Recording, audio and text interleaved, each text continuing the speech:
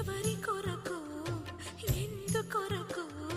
సాగించు పోరాటము ఇల్లు విడిచి పల్లె విడిచి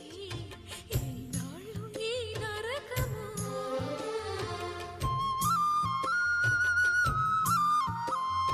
గుండెలో బాధలను దాచుకోవాలి